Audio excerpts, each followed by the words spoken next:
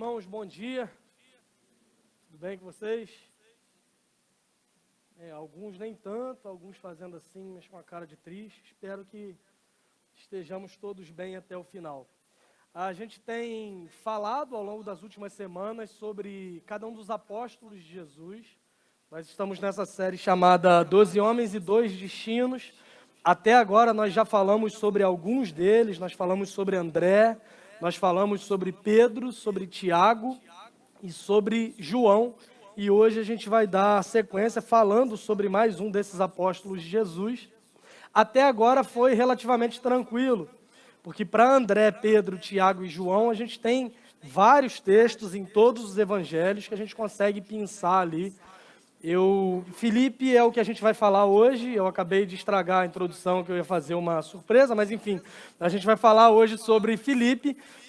E ainda foi relativamente tranquilo. Eu peço que os irmãos orem para mim. Está se aproximando aí Bartolomeu, Tiago Menor, Judas, que não é o Iscariotes. Enfim, orem por mim, porque está sendo cada vez mais difícil, mas se Deus quiser vai dar tudo certo. O apóstolo sobre quem nós falaremos hoje, finge que você não sabe quem é um dos apóstolos que é mencionado em todos os evangelhos.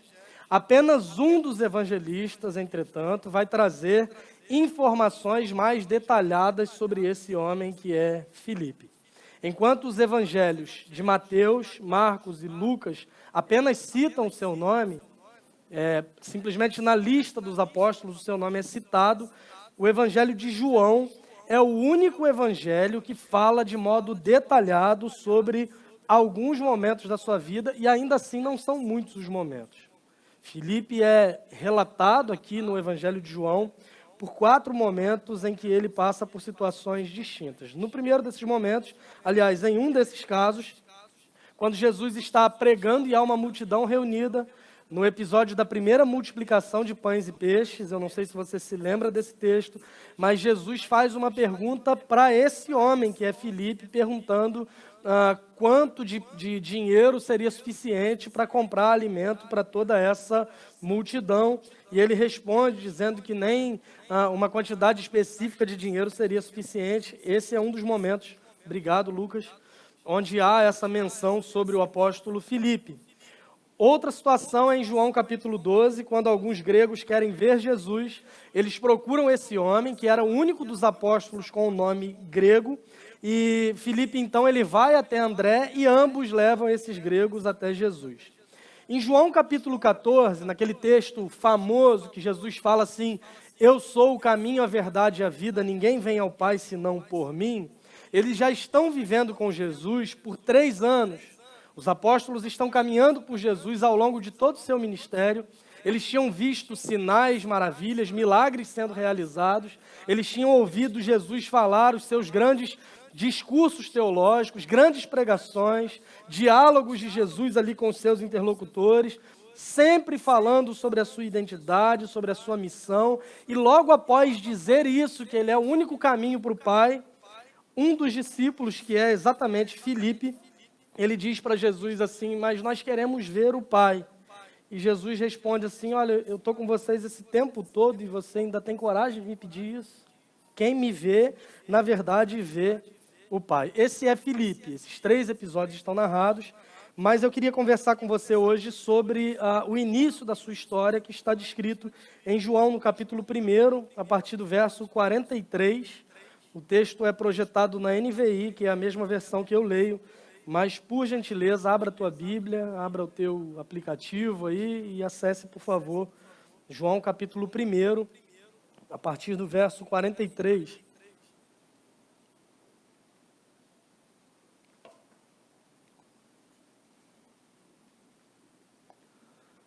Acharam? Alguns ainda procurando, a gente espera. Só não reclama que o sermão foi longo depois, porque foi o tempo aí que eu vou descontar que vocês estão procurando aí. João capítulo 1, versos 43 a 46. Tem as classificações de sermão, né? Tem gente que diz que tem sermão que é igual espada. Aí você pensa assim, é porque ele vai direto. Não, é porque ele é longo e chato ao mesmo tempo. Eu espero que não seja o caso de hoje. A partir do verso 43 do capítulo 1 do Evangelho de João, diz o seguinte: no dia seguinte, Jesus decidiu partir para Galiléia. Quando encontrou Filipe, disse-lhe: siga-me. Filipe, como André e Pedro, era da cidade de Betsaida. Filipe encontrou Natanael e lhe disse: achamos aquele sobre quem Moisés escreveu na lei e a respeito de quem os profetas também escreveram, Jesus de Nazaré, filho de José. Perguntou Natanael: Nazaré? Pode vir alguma coisa boa de lá? Disse Filipe: venha e veja. Vamos orar? Senhor, obrigado pela tua palavra lida. A gente pede nesse momento que o Senhor nos ajude a olhar para esse texto, compreender o que ele quer dizer de fato e como as realidades descritas aqui se aplicam à nossa realidade. A gente pede que o Senhor faça esse trabalho nos nossos corações por meio do teu Espírito Santo, nos ajudando a compreender e nos capacitando também a colocar em prática os ensinamentos percebidos aqui. A gente ora assim e a gente ora no nome de Jesus. Amém. Algumas coisas, então, são importantes sobre a vida de Filipe nesse texto que nós acabamos de ler. E a primeira coisa, de forma muito direta e muito imediata, nós percebemos é o chamado feito a Filipe. Ele recebe um chamado do próprio Jesus e o texto vai começar com algumas expressões que nós precisamos examiná-las um pouco mais a fundo.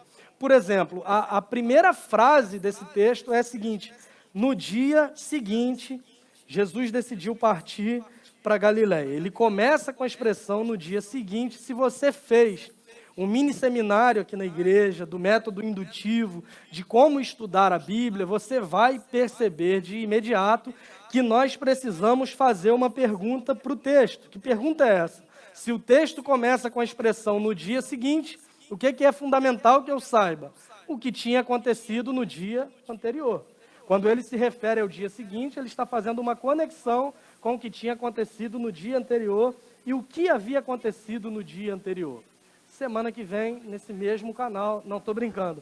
Quando voltamos a alguns versículos, nós percebemos que no dia anterior havia sido o chamado de André. Foi a primeira pregação, inclusive, dessa série. Você pode pesquisar depois, se você quiser. Esse texto foi pregado no dia que nós nos dedicamos a falar sobre André. Mas, para você relembrar, André era um discípulo de João Batista, que era primo de Jesus, que é quem batiza Jesus. E André, ele está ali junto com uma outra pessoa e eles se interessam quando eles ouvem sobre Jesus e eles decidem segui-lo. Eles literalmente começam a seguir Jesus. Eles literalmente começam a ir atrás de Jesus por onde ele está andando, ao que Jesus para, olha para trás e diz: o que vocês querem? E eles respondem assim: nós queremos saber onde o Senhor está hospedado. E Jesus diz para aqueles homens o seguinte: venham e vejam. É muito interessante que essa mesma frase usada por Jesus, a gente acabou de ler em um outro contexto, mas a gente fala disso um pouco mais à frente. Quando eles vão até Jesus, então, eles decidem segui-lo de verdade, não no sentido literal de ir atrás dele, mas no sentido de se tornarem seguidores de Jesus. E André, então, ele tem uma certeza. A sua certeza é a seguinte: esse homem é de fato o Messias. Esse homem é de fato o enviado de Deus. Esse homem é de fato o Cristo que foi prometido por toda a história do povo de Deus. Nós encontramos agora esse homem e ele é de fato o Messias. A primeira coisa que André faz, então, ele fala com o seu irmão, que era Simão, conhecido depois como Pedro. André fala então com Simão Pedro. Jesus também chama Pedro e nós chegamos ao texto lido. Quando a gente acaba de ler sobre esse chamado de André, esse chamado de Pedro, nós chegamos ao verso 43, que começa com a expressão no dia seguinte. Então nós concluímos que no dia anterior, isso fica claro para nós, o texto que nós lemos hoje acontece exatamente um dia depois do chamado de André. Saber disso é importante para nos situar no contexto, porque não necessariamente os textos bíblicos vêm nessa sequência de um dia após o outro. há textos bíblicos que trazem uma narrativa e logo em seguida há um lapso de tempo. Então é importante para a gente se situar no contexto, entender o que significa essa expressão. E outro ponto interessante, além de nos situarmos nesse contexto, é porque essas duas histórias, elas têm algumas semelhanças e nós vamos perceber que semelhanças são essas à medida que nós formos caminhando por elas. Outro ponto muito importante, ainda pensando no contexto, é que no verso 43 ainda vai nos dizer que no dia seguinte, Jesus decidiu partir para Galiléia. Ele estava então na região de Betânia e agora ele parte para Galiléia, onde ele encontra esse homem chamado Filipe. E João, ele é muito objetivo no que diz respeito a esse primeiro encontro. João traz essa descrição, e ele não apresenta aqui argumentos que Jesus tentou convencer Filipe a ser seu seguidor, muito pelo contrário. O texto vai nos dizer de modo muito direto que Jesus decide partir para Galiléia. Quando encontrou Filipe, disse-lhe, sem rodeio, sem cerimônia, Jesus olhou para aquele homem e disse, siga-me. O verso seguinte vai nos trazer a informação que Filipe era da cidade de Betsaida. Betsaida era o mesmo local de origem de André e Pedro. Comentaristas bíblicos vão dizer que provavelmente esses homens se conheciam e cresceram juntos. Tanto André, quanto Pedro, quanto Filipe, quanto os irmãos Tiago e João, porque todos viviam na mesma área que era ao redor do povoado de Cafarnaum. É óbvio que essa é uma informação trazida por comentaristas bíblicos, mas em certo sentido ela é uma suposição que se baseia inclusive no fato de que João é o único evangelista que narra esse episódio. Outro ponto interessante sobre Filipe é que geralmente em todas as listas feitas sobre os apóstolos, Filipe ele é mencionado junto com Natanael, conhecido também como Bartolomeu. Inclusive nesse texto que nós acabamos de ler, eles estão juntos, mas Natanael é uma preocupação para as próximas semanas, ou talvez para a próxima semana, não sei, mas o fato é que por hoje é importante nós pensarmos que Filipe está naquela região, Jesus se desloca de Betsaida para Galiléia, Jesus encontra com esse homem e Jesus o chama de modo muito direto, dizendo, siga-me. Nós seguimos nesse texto e a partir desse momento, além do chamado de Filipe, nós conseguimos perceber agora, nos versos 45 e 46, qual foi a sua resposta. Leia comigo, 45. Filipe encontrou Natanael e lhe disse, achamos aquele sobre quem Moisés escreveu na lei e a respeito de quem os profetas também escreveram, Jesus de Nazaré, filho de José. Perguntou Natanael, Nazaré? Pode vir alguma coisa boa de lá? Disse Filipe, venha e veja. A resposta de Filipe, ela é imediata. Ele havia acabado de ser chamado por Jesus para se tornar seu seguidor. Qual foi a primeira coisa que ele fez? Ele compartilha sobre Jesus com um amigo próximo. Filipe não tinha muitas certezas. Filipe não tinha muitas convicções ou convicções bem fundamentadas. Ele tinha acabado de ouvir um homem se aproximar dele. Esse homem é Jesus. E de repente Jesus convida Filipe para ser o seu seguidor. E a primeira coisa que ele faz é compartilhar isso com um amigo próximo. Ele era um homem muito prático. Do mesmo modo que Jesus não teve rodeios para chamá-lo para se tornar um seguidor seu, ele também não tem, ele simplesmente ouve esse chamado e a primeira coisa que ele faz é partir para comunicar a um amigo. Irmãos, é uma atitude muito simples, mas que também tem muito a nos ensinar no que diz respeito à praticidade e o envolvimento que nós precisamos ter com a missão de Deus. A missão de Deus é reconciliar consigo mesmo pecadores por meio da obra de Jesus na cruz. E nós, enquanto cristãos, todos nós, somos chamados a nos envolver nisso. O grande problema é que às vezes não somos tão práticos assim como esse homem. Somos bons em justificativas. Às vezes esperamos ter ferramentas demais para nos envolvermos com o evangelismo. Filipe não era um cristão maduro a essa altura. Filipe não tinha sido treinado, ele não fez mini seminário sobre evangelismo, ele não leu o livro do Bill Hybels sobre evangelismo, ele não fez cursos sobre evangelismo, ele não leu artigos sobre evangelismo, ele não tinha feito seminário teológico, ele não tinha todas as respostas que as pessoas poderiam argumentar contra ele quando ele fosse pregar o evangelho, ele não tinha absolutamente nada disso, mas ele não usa essa falta de habilidades e conhecimentos como justificativa. Isso não foi um empecilho para ele, isso não foi um obstáculo para ele. O nível de conhecimento que ele tinha de Jesus era o nível de conhecimento que ele compartilhava sobre Jesus. Isso nos leva a pensar que todo seguidor de Jesus é convocado, convidado por Deus a se envolver na sua missão, que é anunciar a mensagem do Evangelho. Às vezes terceirizamos isso. Ah, não, eu dou o dízimo aqui na igreja, eu estou pagando alguém que vai fazer essa missão, porque eu não tenho tempo, porque eu não tenho esse chamado, porque eu não tenho esse conhecimento. Olhar para a história de Filipe é sermos lembrados de que todo cristão, ele é convidado por Jesus, ele é comissionado por Jesus a anunciar o Evangelho, ainda que você não tenha tanto conhecimento, ainda que você não tenha sido tão bem treinado, ainda que você não tenha todas as respostas, porque ele também não tinha.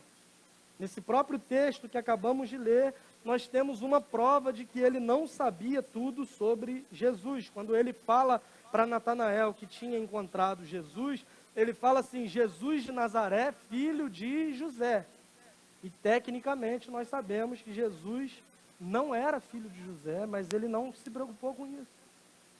Ele anunciou Jesus na medida em que ele conhecia. Ainda nesse texto, nós percebemos que ele não tinha respostas também para as argumentações que eram feitas a partir do anúncio do Evangelho, porque às vezes nós temos medo disso. Eu não vou pregar o Evangelho para alguém, se a pessoa fizer uma pergunta difícil e eu não souber responder, eu vou ficar em maus lençóis. Filipe não se preocupou com isso. Quando ele menciona para Natanael que Jesus é de Nazaré, Natanael, um homem preconceituoso, ele responde de forma imediata, dizendo o seguinte: Nazaré que eu conheço era uma mulher que empurrava os outros da escada, não era? Nazaré, esse lugar pobre, esse lugar humilde, esse lugar mal visto por alguns, será que pode vir alguma coisa boa desse lugar chamado Nazaré? E era uma pergunta difícil para Filipe, ele não tinha todas as respostas. Ele sabia que em lugar nenhum do Antigo Testamento, nenhuma profecia dizia que Nazaré seria o lugar onde Jesus nasceria. Ué, mas Jesus então contraria o Antigo Testamento? Não, ele não nasceu em Nazaré. Ele nasceu em... Vocês têm um medo, né? Ele nasceu em Belém, Belém da Judéia. Não é também Belém do Pará, tá? Essa história é muito importante. Um jogador de futebol uma vez foi jogar contra o Paysandu, acho que, se eu não me engano, foi o Jardel, era um atacante. Perguntaram para ele como vai ser essa experiência de jogar aqui em Belém. Ele falou: é uma alegria estar no lugar que Jesus nasceu. Não é exatamente Belém do Pará, é Belém da Judéia. Ele não era de Nazaré, ele havia sido criado lá.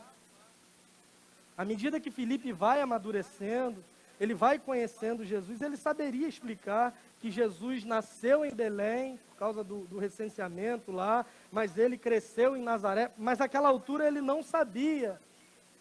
O que ele fez, então, diante de uma pergunta difícil? Ele falou assim: ah, Natanael, pelo amor de Deus, vai perguntar para alguém que entenda mais, eu não sei, eu também não falo de Jesus para mais ninguém. Eu sabia que quando eu abrisse a boca para falar, alguém me faria alguma pergunta de... Eu não sei o que é Nazaré, não quero que você venha também, mas ele não faz isso. Ele não deixou de convidar o seu amigo para ir até Jesus, porque ele não tinha todas as respostas. Não é assim a sua atitude. Se Natanael demonstra aqui ser uma pessoa cética em certo sentido, Filipe traz uma resposta muito interessante, que é estimular a sua curiosidade. Ao mesmo tempo ele responde dizendo: eu não sei, e ao mesmo tempo ele responde dizendo: cara, tem um jeito de você descobrir isso. E a resposta que ele dá para Natanael é a seguinte: venha e veja. Saiba sobre Jesus a partir da sua própria experiência. Embora eu não saiba responder a sua pergunta, eu estou te enfatizando o mesmo convite que é: venha conhecer Jesus de perto.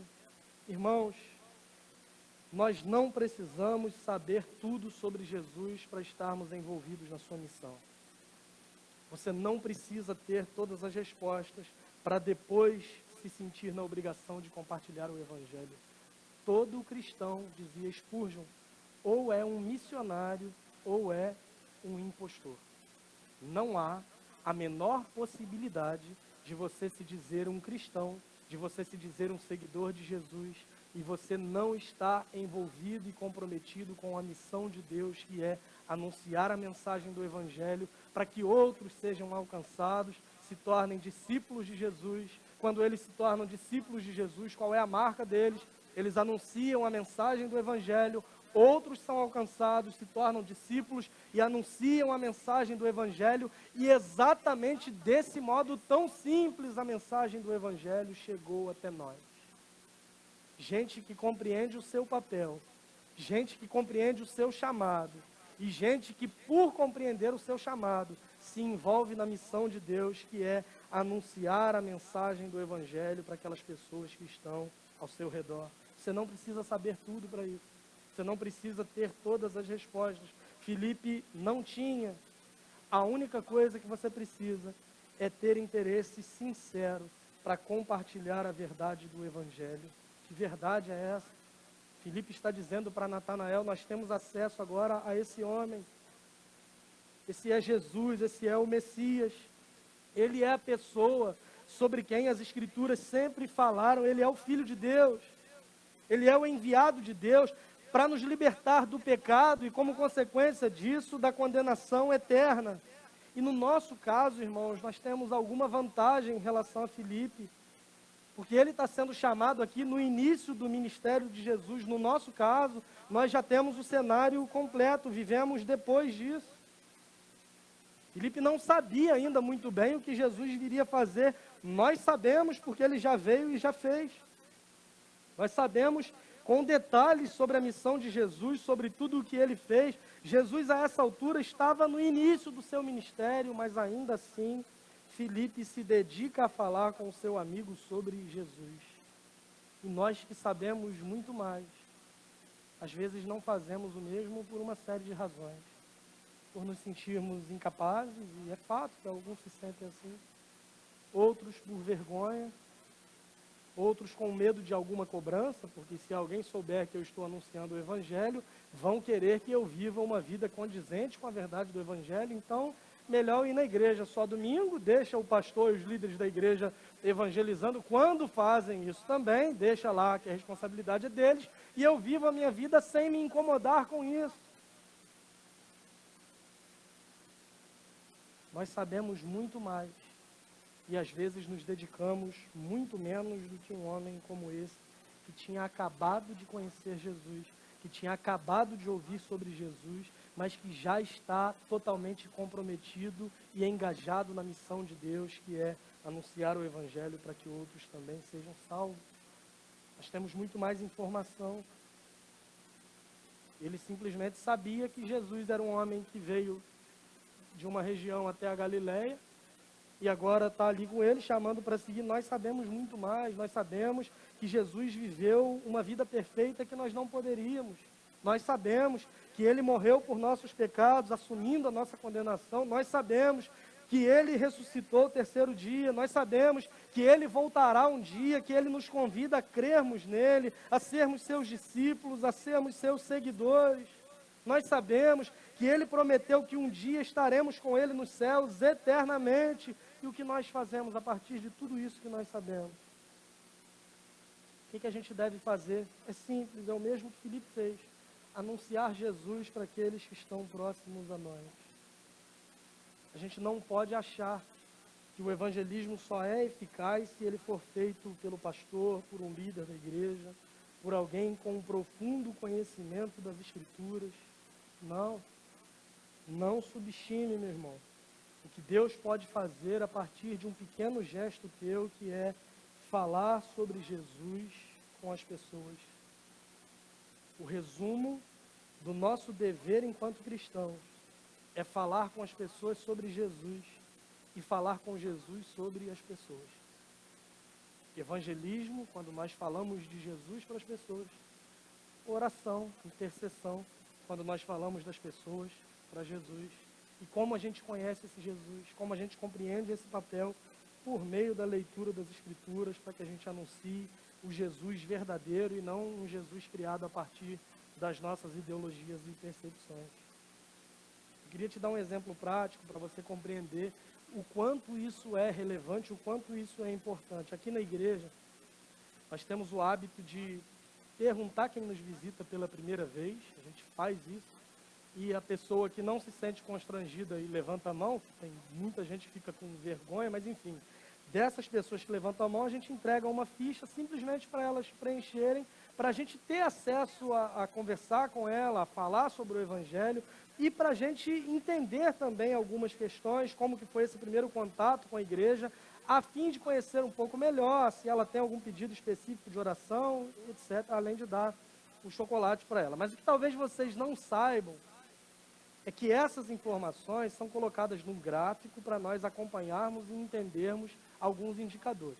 A gente não está te vigiando, você que nos visita, não coloca seu nome, não é para saber onde você está indo durante a semana, não, nem o nome vai, a gente quer saber simplesmente alguns indicadores, e esses indicadores nos sinalizam algumas informações importantes. Nos últimos 2 anos, mais de 70% das pessoas que chegaram aqui na igreja pela primeira vez, chegaram aqui, por qual razão?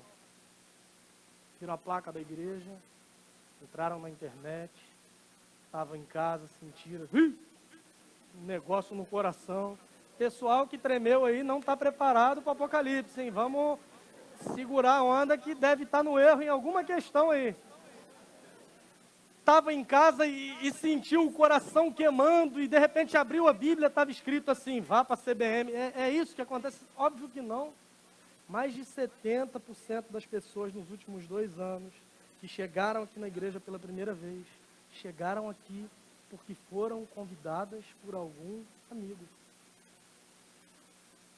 Às vezes a gente fala em evangelismo e pensa num negócio assim, sobrenatural. E Deus faz coisas sobrenaturais através de meios naturais, simples e ordinários. Deus é capaz de converter pessoas com experiências absurdas. Eu preguei ontem na igreja oceânica, lá em Niterói. Eu falei um pouco sobre o início da plantação da igreja de Filipos. E a gente vê no início dessa plantação conversões assim, de um carcereiro que teve um terremoto e de repente ele se converte. De uma jovem possessa por demônios que é liberta e se converte. Mas no mesmo texto a gente vê uma mulher chamada Lídia, ouviu sobre o Evangelho e creu. Uma obra sobrenatural de salvação, de alguém pecador se tornando filho de Deus, realizada pelos meios mais naturais possíveis. É muito simples. É evangelismo a partir dos nossos relacionamentos. E eu te pergunto, que ferramentas nós precisamos para isso? Que conhecimento profundo nós precisamos para isso? Não precisamos de nada disso. Precisamos apenas de termos disposição. Quando Natanael faz uma pergunta difícil, a resposta de Filipe para Natanael não é uma tentativa de convencê-lo com o poder dos seus argumentos e da sua persuasão. Nem Filipe tinha esse conhecimento, essas respostas. Mas ele era um homem muito prático e ele simplesmente diz, venha e veja. Conheça por você mesmo. Descubra pela sua própria experiência. É muito interessante perceber que essa frase dita por Filipe para Natanael se assemelha com a frase que Jesus disse para André e o outro discípulo de João Batista, no verso 39, quando eles perguntam, mestre, onde o Senhor está hospedado? Jesus diz, venham e vejam. Mais uma vez, eu queria enfatizar que Filipe, a essa altura, não é um homem maduro na fé. Ele é um recém-convertido. Ele é alguém que tinha acabado de receber e acatar um convite feito por Jesus e decide segui-lo. E isso nos faz pensar também, irmãos, que é admirável E eu queria destacar, além do seu chamado, além da sua resposta, a convicção de Filipe, e a gente vê isso a partir exatamente dessa conversa dele com Natanael. Ele não precisou de muito tempo para concluir sobre quem era Jesus. Ele vai dizer o seguinte: achamos aquele sobre quem Moisés escreveu na lei e a respeito de quem os profetas também escreveram, Jesus de Nazaré, filho de José. Ele apresenta aqui alguma alegria quando ele diz para Natanael: nós achamos esse homem, nós achamos o Messias. É o fim de uma busca, nós temos aqui uma descoberta. Podemos pensar, inclusive, e esse texto nos sugere, que esse era um tema recorrente nas conversas entre Filipe e Natanael, de modo que ele diz: é ele, nós o encontramos. O texto vai nos dizer que é Jesus quem vai ao encontro de Filipe e o chama, mas ao mesmo tempo brota no coração de Filipe essa alegria por haver encontrado Jesus. E é muito interessante notar que Filipe menciona a lei, menciona Moisés, menciona os profetas. Ele tinha esse pano de fundo religioso, ele sabia quem era Moisés, ele sabia o que a lei dizia, ele sabia quem eram os profetas, e ele faz essa conexão de Moisés, da lei e dos profetas com Jesus de forma muito convicta, entendendo que todas as coisas sobre as quais ele cresceu ouvindo, todas essas coisas estão apontando para uma realidade que é a pessoa de Jesus. Olha só a diferença, volta comigo nos versos 40 e 41. Olha como André é sucinto quando ele fala de Jesus para Pedro. André, irmão de Simão Pedro, era um dos dois que tinham ouvido o que João dissera e que haviam seguido Jesus. O primeiro que ele encontrou foi Simão, seu irmão, e lhe disse: achamos o Messias. Simples. André era aquele cara que você faz um monte de pergunta no WhatsApp, ele responde com um joinha, sabe? O cara simples, sucinto, irritante. Não seja esse tipo de pessoa também. Esse era André. Mas quando nós olhamos para a história de Filipe e para o seu diálogo com Natanael, ele traz informações muito mais detalhadas, a sua conclusão é convicta, é bem fundamentada. Ele não sabia muito sobre Jesus, mas ele percebia que esse Jesus era a resposta para os seus maiores anseios e era o cumprimento do que todo o Antigo Testamento estava apontando. Ele vai dizer o seguinte para Natanael no verso 45, nós achamos aquele sobre quem Moisés escreveu na lei e a respeito de quem os profetas também escreveram, Jesus de Nazaré. Sua resposta é bem fundamentada e ele faz essa conexão a partir do conhecimento que ele tinha do Antigo Testamento. E eu quero caminhar para o fim, relacionando algumas semelhanças da nossa própria experiência com a experiência de Filipe, porque pode ser que você pense ainda assim, mas o que isso tem a ver comigo? Irmãos, do mesmo modo que Jesus foi até Filipe e o chamou para ser um seguidor seu, Jesus veio ao nosso encontro e fez para nós o mesmo chamado também. Somos chamados a sermos seus seguidores e as implicações disso é que estejamos envolvidos na missão de Deus, anunciando a mensagem do Evangelho. Do mesmo modo, a resposta de Filipe ela foi imediata. Ele simplesmente deixou tudo o que ele tinha e fazia para seguir a Jesus. E quanto a você? Será que você tem essa mesma convicção de que o Senhor te chamou? Será que você tem essa mesma certeza de que Jesus é o prometido de Deus, é o Cristo, o Messias, o enviado de Deus? Se você ainda não tem essa convicção, eu oro para que os teus olhos sejam abertos hoje para a verdade do Evangelho de Cristo Jesus. E se você sente essa mesma convicção no seu coração, como você tem demonstrado isso na prática? A forma como nós demonstramos que somos seguidores de Jesus não tem a ver com estereótipos, não tem a ver com um jeito de falar que só crente entende, né, varões e varoas? Não tem a ver com seguirmos uma religião, não tem a ver com votar em um candidato ou em outro candidato. A forma como nós demonstramos que somos seguidores de Jesus Cristo tem a ver com a disposição em percebermos que Jesus é o que temos de mais importante. E Jesus sendo o que temos de mais importante, é natural que nós compartilhemos com os nossos amigos sobre ele, porque naturalmente nós falamos daquilo que é mais importante para nós, é natural, é um processo natural. Você está empolgado com alguma coisa, você vai falar sobre aquilo. Se algo é importante, você vai falar sobre isso o tempo todo, porque você dá importância para aquilo. Prova disso, conversa com alguém que faz crossfit, você vai ver que negócio insuportável. Aquilo é importante para a pessoa que tem a religião dos testemunhos de crossfit. Não sei se você já ouviu falar, rivaliza com aquela dos veganos do 7º dia, sabe? São assim, escolhas e caminhos de vida que as pessoas valorizam a ponto de falar para todo mundo sobre aquilo, porque aquilo é importante demais para ela. E nós, enquanto cristãos, não falamos sobre Jesus. Será que Jesus é de fato o que você tem na sua vida, que mais importa? É desse modo que nós demonstramos que somos de fato os seus seguidores.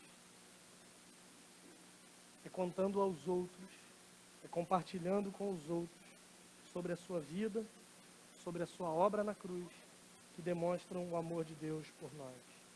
Eu quero que você saia daqui hoje grato por ter sido encontrado por Jesus, por ter sido chamado por Ele. Mas eu também quero que você saia daqui hoje desafiado a convidar pessoas para que elas também sejam encontradas por esse mesmo Evangelho da graça de Deus, que te alcançou, que te transforma dia após dia para sermos mais parecidos com o nosso Senhor Jesus Cristo. Que Deus nos ajude, que Deus nos capacite a isso.